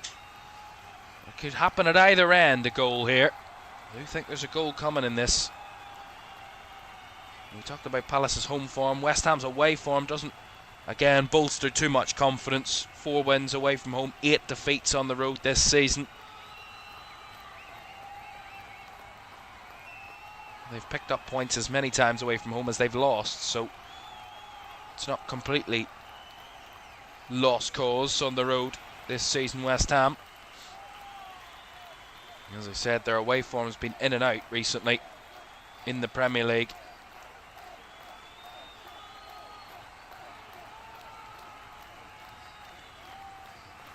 They've flip-flopped between wins and losses in each of their last 6 Premier League away games. 3 wins and 3 defeats in those games. Of course, lost away to Chelsea, Liverpool and Aston Villa, but then have won away at Spurs, Burnley and Fulham, all interchanging between each other. And of course, they lost their last one, so if it goes the way it has been going, they're due an away win, West Ham, according to the recent record. I mean, that's all circumstantial. It's little patterns. It's nothing based on any fact. Here comes Walker-Peters. Down the line to look for Bowen. He's done well there, JD Campbell. Getting the better of Jared Bowen. He's had a really tough night, JD Campbell, but he's done well there in the 1v1. The Palace don't do well enough to keep the ball here for the moment. Mateus Fernandes, edge of the Palace box here, was brought down. Referee plays advantage. Ball swung in by Diouf. Half cleared and then fully sent packing by the Palace defence. So the momentum seemingly swung in West Ham's favour all of a sudden, after it was Palace that were pushing.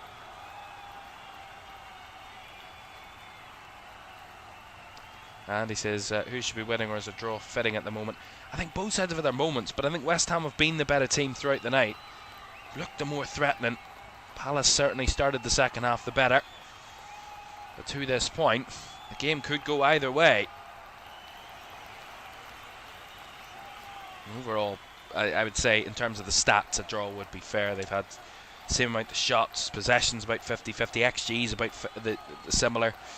It's been very even between the teams, but I just think West Ham just look the more threatening when they do come forward. As I said earlier, Palace have got that threat in them. They've got quality. That's nice play by Somerville.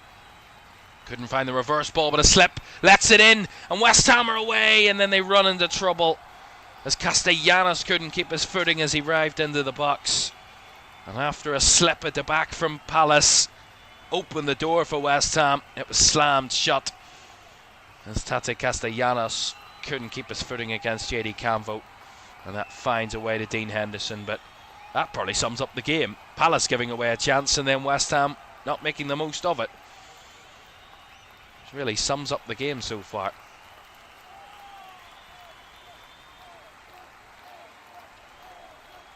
"25 minutes to go. 0-0 here at Selhurst. Here's Tariq Mitchell. And we started the weekend with a goalless draw. Will we end the weekend with a similar result? Fingers crossed we don't. I mean, I wouldn't want 2 Premier League commentaries to finish 0-0 this weekend. Lerma, Munoz with a cross. Blocked and deflected right between 2 Palace players who couldn't get to the ball quick enough, but well retrieved by JD Campbell, who's really sprung to life in this game in the last 10 minutes.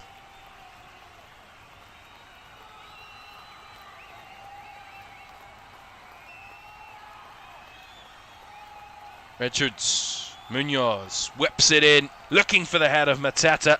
Flicked away by Mavropanos, but into the path of Mitchell, who lays it back for Campbell. Told to shoot by the crowd, but he whips it deep. Headed to keep it in play, and then cleared away. I think it was actually out anyway. It's a goal kick to West Ham. Yeah, Campbell's cross was just too deep. Munoz tried to keep it in play, but he just couldn't on that occasion. Goal kick is the decision. We'll actually have to wait and see. Did it actually go away? We can't see from that camera angle. They took the oh yeah. Oh, well, from that angle it looked like he kept it in there, Daniel Munoz, and I think the whole of the ball stayed in play there. Nonetheless, they said it was a goal kick. That's what's happened now. Mads Hermansen said goal kick. Pablo battling, as was Somerville. Dropped down here for Castellanos. He tried the back here, but it comes back to Castellanos. Now Bowen. Castellanos again. Pablo Fernandez. Just ball clipped into the area and took a touch off a Palace player, they think there. JD Campbell made contact. It is a West Ham corner. See it here. I think JD Campbell knows he made contact. I don't think the Palace players wanted a corner. Obviously not. But Campbell's certainly not agreeing with his teammates and being very honest there, JD Campbell. Corner it is. Bowen to deliver again.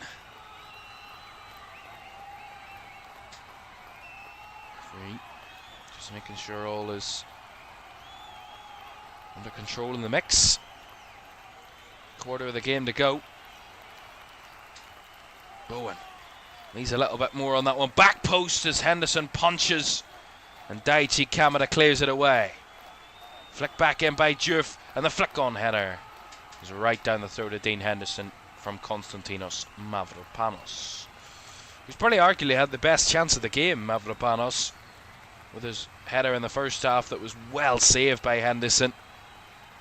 One of the best chances of the game.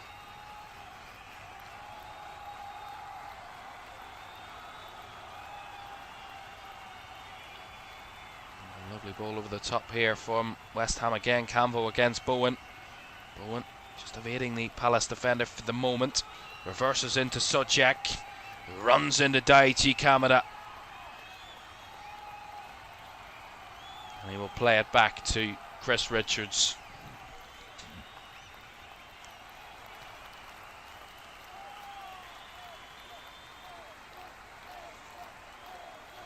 There's been very little between the sides in terms of their 45 meetings in all competitions. West Ham have won 16 times, Palace have won 15 times, and there have been 14 draws. I mean, they're one result away from it being 15 apiece in their 45 games against each other coming into this one. That's how tight it's been over the years between these two. Here is Tyreek Mitchell. Kamada. Back across to Maxence Lacroix. Convo again. Down the line to Mitchell. Mitchell chops back onto his right foot, tried the cross, blocked by Bowen, who was back there. Right for the Palace throw. Both are giving it a good go. So far just not able to find their shooting boots really. Now Crystal Palace have won 1 of their last 8 home Premier League London derbies. They've lost 5 of those games, while in the last 2 seasons only West Ham have won fewer points in home London derbies in the division than Crystal Palace. So when it comes to home London derbies, these two are not your teams to be winning those games. Palace on through there by Lerma. Again, 2 headers by West Ham to clear it away. Canvo trying to get it back forward. Munoz, as Mateta leaned on his man, did well to bring it down to Sarr. He's not been heavily involved, or has Mateta. Struggled to get their substitutes into the game really, Crystal Palace, since they made those changes. Certainly Mateta and Sarr have been a little bit hard to find really in Palace colours so far. 20 minutes to go, still goalless.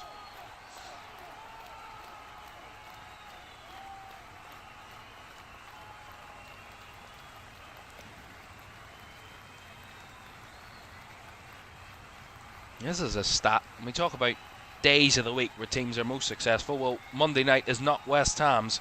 They're winless in the last 5 Monday games in the Premier League, West Ham, losing 3 and drawing 2, having won 10 of their previous 12 prior to that.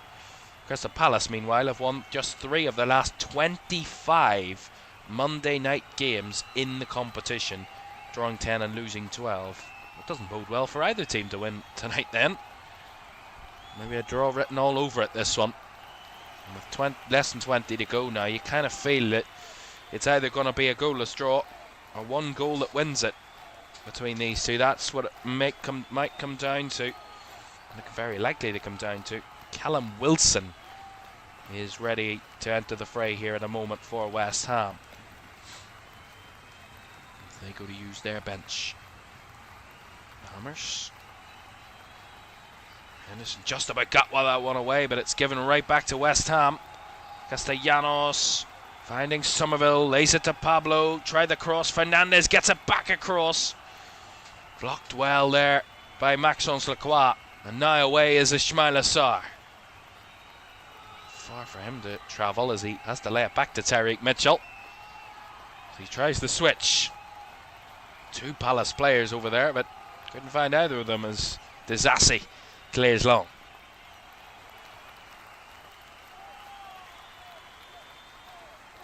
Needs one moment this game.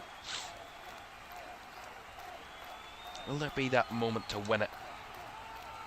More often than not there is that usual chance to win it. Shady Camvo down the line, finding Mitchell. Claps it across. Mateta tried to get on the end of it, and Somerville was in the way as he was defending. Puts it out for the Palace through on the far side. Yeah, an unorthodox cross by Mitchell. Just clipped that by Mitchell, or by Mateta, sorry, on the edge of the area. And Somerville clears it away for the throw on the far right side. Lerma over to take again. He took a couple of long throws in the game so far, Jefferson Lerma. Might go for another one. Certainly got height in there to Crystal Palace. Main target man there, Jean-Philippe Mateta. Launched in by Lerma.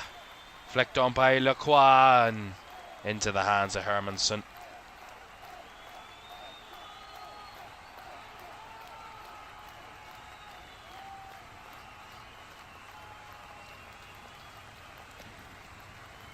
Nice play there by the Hoppers. Ball over the top, Pablo takes it down. Lays it wide to Castellanos, back to Pablo. Into Mateus Fernandez, who will switch the play. And look at the space here for Walker Peters, who will swing one round the back. Queuing up there they were. And Richards is just about able to clear. Unless Soucek has a bit of say in this as they win it back again, West Ham. Diouf, a little bit loose there with his play. And bundles over Ismail Assar. And that's going to be a free kick to Crystal Palace. And that's not going to appease Nuno Espirito Santo one bit, giving away that far. Yeah, it's definitely a free kick. Just a lazy challenge by Alhaji Malik Diouf. He makes contact with the ball, to be fair to him, but he just brings the man down. It's unnecessary. So, cue the sub then for West Ham. Pablo going to be replaced by Callum Wilson. Fresh legs off the bench, Callum Wilson.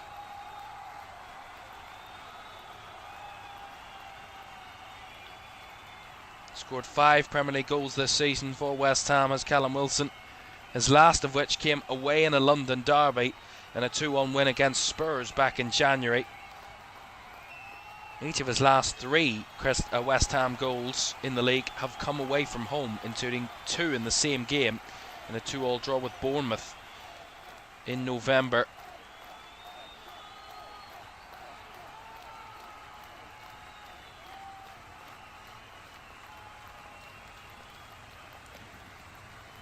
Actually, all but one of his goals have come away from home this season.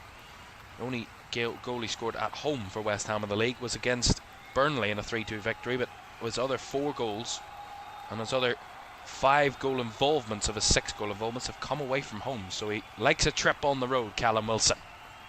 But here come Crystal Palace. Mateta fires across. In running was Ismail Assar, but Mats Hermansen got there ahead of the Palace man. And Mateta's ball was dangerous, but Hermansen took all the sting out of it. Strong hands there from the West Ham goalkeeper.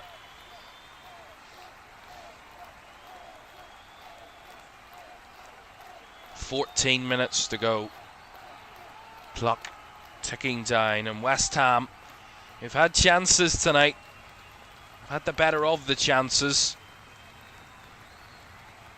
Probably feel a little bit strange that they haven't been able to ultimately take advantage of those moments. Diouf chests this one down well on the left. Pings one forward, looking for the run of Somerville. Ball cleared away by Palace, and the second ball picked up, and the third, and the fourth. as Kamara plays it through to Mateta. That's given away though by Palace. Clip on the heels of Matej Fernandez, who wanted the foul, not given the foul. And Mateta prods one through nicely here for Brennan Johnson, who's been dead quiet in the second half. Finds Sarr, gets a little caught under his feet, and Lerma tries to accurately find one, and Hermansen certainly not comfortable that catch as he pokes it wide for a corner. A little bit loose that from the goalkeeper, but Jefferson Lerma tried to place one. It's always going wide, really. I think the goalkeeper didn't need to get anything on that. Looked like it was always drifting wide of the goal. He tried to just catch it, and in the end, parried it wide unnecessarily. Corner to Crystal Palace. As before that, they're going to make a change. Brennan Johnson's going to be replaced. And Justin Devaney's going to be coming on. So Devaney to replace Johnson. Welshman for Northern Irishman. Or Northern Irishman for Welshman, you know what I mean. And I think it'll be Devaney's first contact to take the corner. So Kamara's first contact was to take a free kick. Devaney's is to take a corner. And he's certainly doing the West Ham Hammers sign with his arms. So that's a special technique, surely. Devaney narrowly across and right the way through the 6-yard box. No one there for Palace. Right the way through and out the other end.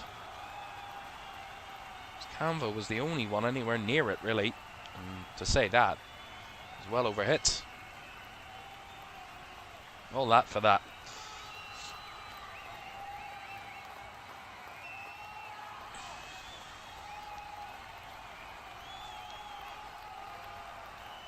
Hermansen. Wilson using his body, and Castellanos got the shot off balance, and he got it on target well there. Nicely done by Wilson, real physical presence. And the bouncing ball found its way to Tati Castellanos in behind Richards, and he just kind of glanced it towards Dean Henderson's goal with his right foot. Teta beaten to it there by Mavropanos, who played it behind Somerville. That was a little loose as Richards picks up here for Palace. He tries to drift forward. Lays it out wide to Munoz. Back to Jefferson Lerma now and across to Maxence Lacroix. Into Kamara. Through to Devaney. Finds it down the left, finds Mitchell. Early cross. Away by Mavropanos. Back to Mitchell. Brought down by Daichi Kamara. Mitchell. Cross blocked by Bowen. They call a handball there, the Palace fans, but a corner's been given. I get look quite clearly that it was just a reflection off the body of Jared Bowen and not the arm.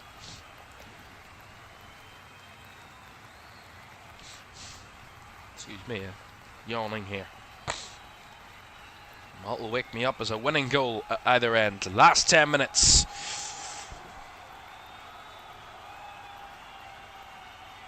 Right-footed delivery. Headed clear in the area by West Ham again, and nicely won here by Matej Fernandez in the air. Finds Wilson. Runs into trouble as he tries to turn back into his own half and runs into Daichi Kamara. Devaney recycles to Mitchell. Palace maybe having a good spell here late to try and snatch a winner. Game's ebbed and flowed. Both sides have had their moments and spells of control and dominance and threat. Will one of them make it count in the right moment to win it? Munoz. Back to Richards. Cross to Lacroix. Everybody in the West Ham half by the Palace goalkeeper at the moment. Mitchell. Convo. Kamara trying to find the space, finds Mateta, who lays it off to Mitchell wide, swings one in early, looking for Mateta, and Disasi got there. Mitchell brought it down, and Ismail Assar forces it, but the flag is up, I think. Ismail Assar forced it home, but I think he's given handball here, the referee, and that's why it's not going to count, at least initially. See it again. That ball in. Dasasi doesn't clear it well enough. Mateta uses his arm, he does, to bring it down, and then Ismail Assar does really well with the finish, but Mateta used his arm to take it away from the defender, and that's definitely handball. There's no doubt about that. But a bit lucky there. You know it's clear and correct when even the Palace manager is agreeing with the decision. Oliver Glasner, albeit through gritted teeth, obviously doesn't want to see his side disallow a goal, but it's the correct decision ultimately. A bit of a scare for West Ham. Remember, a defeat would see them not anywhere further away from Spurs, and actually Spurs would have closed the gap on them this week. If they lose this, West Ham, with Spurs drawing against Brighton on Saturday, with a chance to at least maintain the gap on Spurs if they hold on to a draw here. They want to try and win it, and not with that type of cross they won't. Well overhit massively there by Diouf, and out for a goal kick. West Ham going to their bench again, and we're going to see Tati Castellanos going to be coming off here, and Mohamedou Kante is going to be coming on. So Castellanos replaced by Kante for the final 6.5 minutes.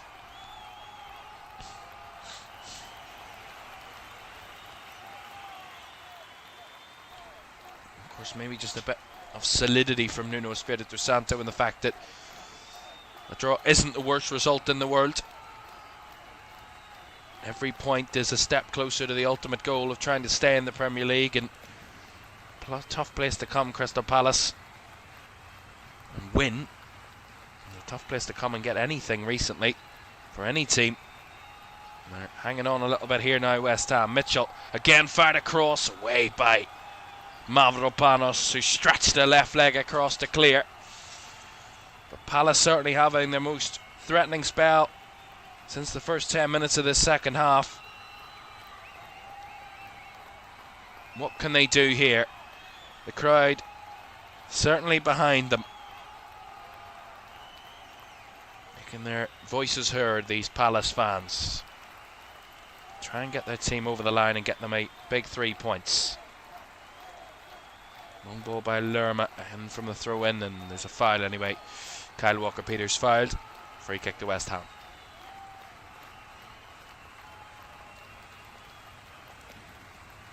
Yeah, Walker-Peters just held there by Chris Richards. There's a foul.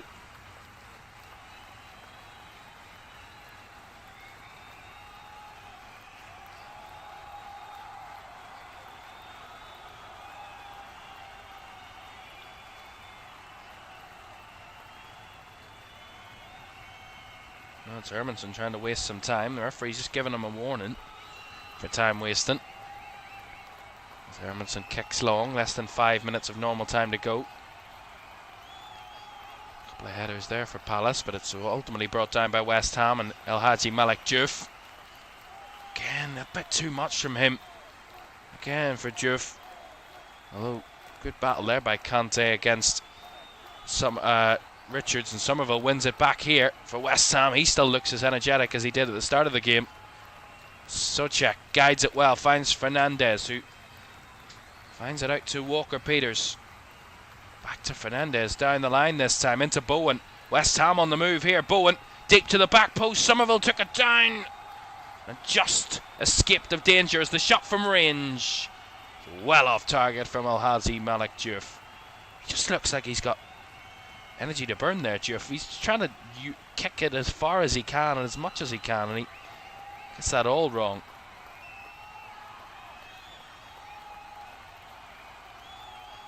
Remember, West Ham are still outside the bottom three, and as long as they keep themselves there, obviously they'll evade relegation, obviously. But this is as it stands right now. A draw would see West Ham go on to 33 points. That will be 2 ahead of Spurs. Spurs side who've yet to win this calendar year, so if that continues, West Ham should be okay at least 2 points ahead, that they won't be leapfrogged. In terms of the next time West Ham play, that's at 3 o'clock on Saturday when they face Everton at home. And Spurs, the next time they play, is also 3 o'clock on Saturday when they travel to Wolves. So there's a realistic possibility that if West Ham come away with a point here, they could be chasing down Nottingham Forest come the weekend and trying to fend off Spurs, and Spurs trying to maintain threat with West Ham and maintain the gap at the very least. So Mohamedou Conte swung one across the middle towards Somerville. And West Ham a little bit wasteful with possession. If they're trying to hang on to a draw, they're making a little bit harder work of it than they need to here really at the minute. They wouldn't go against snatching a winner. That would be quite a magical ending to this game for West Ham United. And they've got just over 2 minutes of normal time, and well out of play there from Mavropanos. Through into Crystal Palace.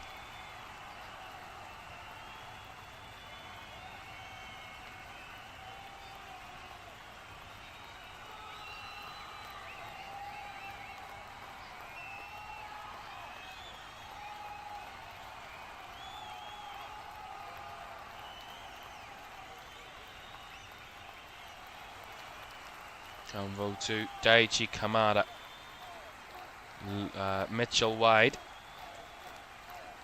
Goes infield, Tariq Mitchell. Kamada back to Convo.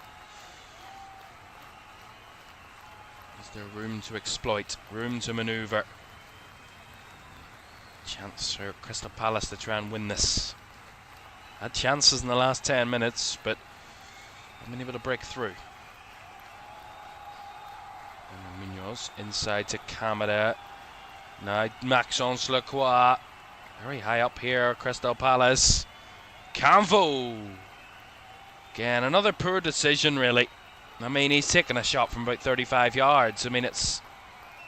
And then clearly the frustration on Oliver Glasner's face is that poor decision, really. I mean, it's just fatigued decision-making. It's just not sensible from that sort of range for any player.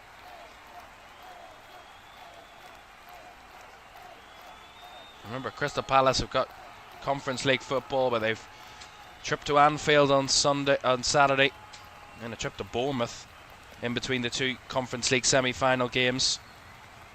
Still to play City as well, with that game to be rescheduled at some point between now and the end of the season. So Palace will still have a game in hand on everyone else around them until they do play City, which is their game in hand at some point. We would suspect it to be played in the final week of the season, in that midweek, unless Crystal Palace have European involvement to play with. 4 added minutes then at the end of the 90. Same as there was in the first half, as it's a good clean challenge back to Disasi on his man.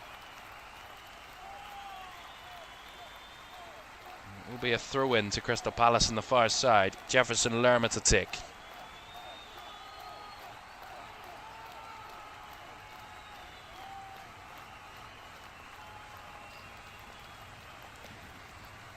Lerma headed away there by Mavropanos and hooked up the field by Diouf into the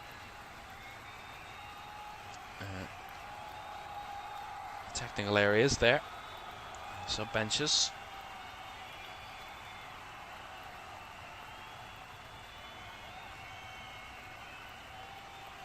As I said, a draw isn't the worst result in the world by any stretch for West Ham. Remember as well, if West Ham hang on for at least a point here, they would relegate Wolves tonight. Wolves will be down unless Crystal Palace can win.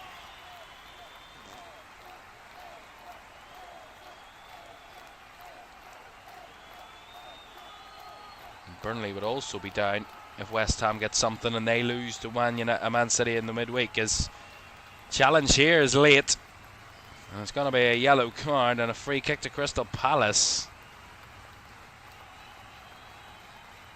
Well, actually, it's a yellow card to the Palace player too. They've both been given a yellow card, Diouf and Munoz. Munoz for waving an imaginary yellow card at the referee, and Alhaji Malik Diouf for the tackle. Yeah, it's yellow card for both there.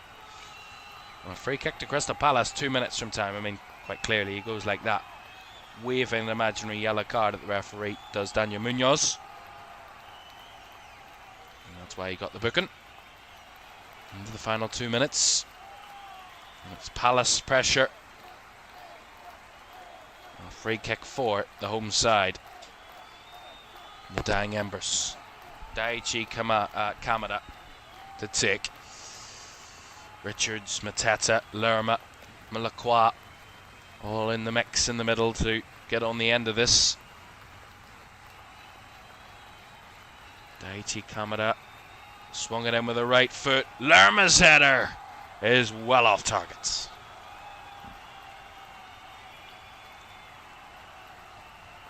He rose well, Jefferson Lerma, but kind of had to just go back across goal. He was at the back post and he was just trying to head it direct, but best chance is always to head it back across goal, and if anything happens it might take a deflection on the way through, but easy for me to say. As we head into the last minute of the 94, is there one more chance for either to win it? Can West Ham just hang on in there? Mitchell swung it across. Munoz, Richards. I mean, they're playing it backwards here, Palace. There's 30 seconds to go. They want to win it. Got to do it now. Convo. Richards. Munoz. Played it massively short there, and West Ham battling. They can get a snatch of the ball, and they've got a breakaway here. Mohamedou Kante. Maybe they could snatch it here, West Ham. Kante finds Walker Peters, fired it across. Not fully cleared by Palace as Mohamedou Kante with a crunching challenge. Said it wasn't a foul there, the referee. And he's given West Ham a corner. What a challenge by Mohamedou Kante. Straight out of the 90s, that. Look at this. Oh, I think they're a bit unfortunate not to get a foul there, Crystal Palace. Tarek Mitchell was caught by Kante. One hell of a lump of a man. They're also checking for a possible handball here, VAR. That's been checked and cleared. Corner it is then to West Ham. 4 of their last 7 Premier League goals have come from corners. West Ham, can they win it late via that sort of route to goal? Jared Bowen's corners haven't left much to really be desired tonight. There's not been great delivery from set pieces. There's no better time to do it than now. Bowen whips it deep. Header is half cleared and then fully cleared. And that is the final whistle. A goalless draw in the end between these two. A fair result, really, a draw. Both sides had chances. Both sides were poor in front of goal on multiple occasions. Both goalkeepers forced into 1 or 2 good saves. On the night, West Ham probably edged it slightly. But you got to say, Crystal Palace were also in the mix too to try and win it. They had a goal disallowed as well, rightfully so. But ultimately, neither side could break the deadlock against the other. It's a big point for West Ham and a step in the right direction. And obviously, for Crystal Palace, their season's more focused on European football. But what we can tell you, what this result certainly means, is this. Wolves are relegated to the Championship. It was only a matter of time, but it is now certain. Wolves are mathematically incapable of catching West Ham. 16 points adrift with 5 games left to play. That is mathematically impossible. And inadvertently, Nuno Espirito Santo's West Ham have relegated his former team Wolves to the Championship. And that is confirmation of that. So it started the weekend with a goalless draw in a London derby. The weekend ends with a goalless draw in a London derby. A lot in between that. Leeds won 3-0 against Wolves to all but relegate them, and that was confirmed tonight with West Ham's draw with Palace. Newcastle 1, Bournemouth 2. Newcastle in a torrid run of form. Spurs denied a winning moment for them by Brighton. Jorginho Ruter's late equaliser rescued a point for Brighton and dropped and stole 2 points away from Spurs, really. United winning 1-0 away at Chelsea. Mateus Cunha's goal. A late Tammy Abraham winner gave Villa all 3 points in their push for Champions League against Sunderland in a 7-goal thriller at Villa Park. A 100th minute winner in a Merseyside derby for Virgil van Dijk to deliver 3 points for Liverpool in back-to-back league games. And Nottingham Forest coming from 1-0 down to beat Burnley 4-1 at the City Ground.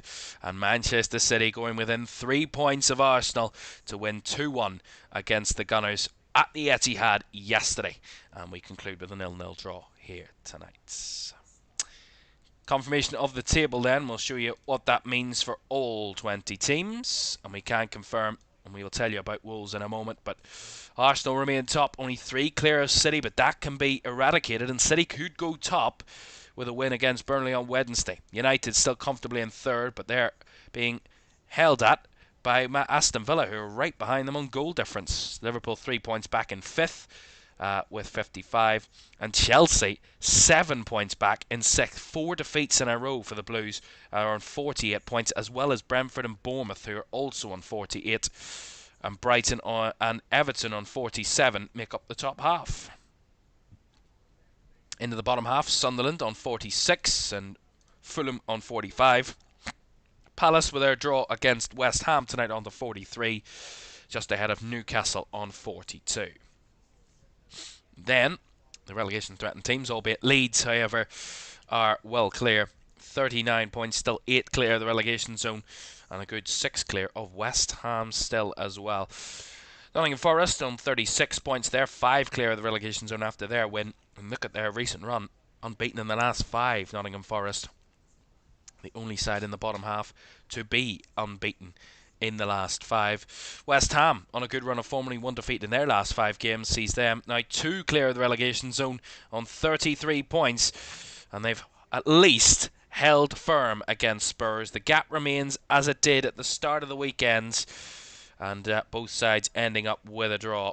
As we look at the bottom 3 and confirm that bottom place Wolves are down, so Wolves back to the Championship for them for the first time in a long time for Wolves, but that is where they will be ending up, and I think Burnley will be joining them, and that would be the case if Burnley now lose to Manchester City on Wednesday night. Then they would be following suit with Wolves back to the Championship. Wolves back in the Championship for the first time in 8 years since they were last there in the 2nd tier of English football, and they're rock bottom. That concludes the weekend, but what a great midweek we still to come for you. Brighton taking on Chelsea tomorrow evening at 8 o'clock. As Chelsea look to end the rot after their 4 defeats in a row. Away at Brighton, a tough place to go on a Brighton side, chasing them down. With a win tomorrow, Brighton would leapfrog Chelsea in the table and would end the evening in 6th. What a great sharp opportunity it is tomorrow night for that. And then Burnley Man City is on Wednesday night at 8 o'clock, with City looking to go top of the table with a victory. And then the drama continues on the run-in from Friday to Monday. Look at this for a setup. 2 FA Cup semi-finals, 3 Premier League games, all sandwiched in between is a Championship game on Sunday lunchtime. Lots to look forward to. But, as I said, the run-in is only getting started.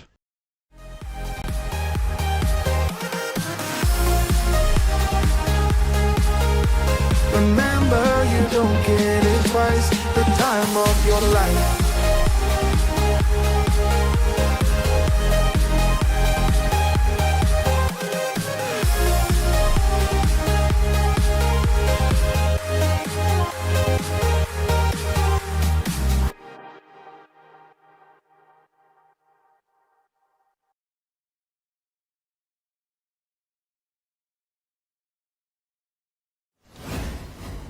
So there you have it, a point for West Ham on their fight against relegation to the Championship, but in doing so they have relegated Wolves to the Championship, and on the night they are still to clear all of the relegation zone are West Ham, and Spurs are in real deep trouble. Thanks for your company for this whole weekend. We're back tomorrow with more.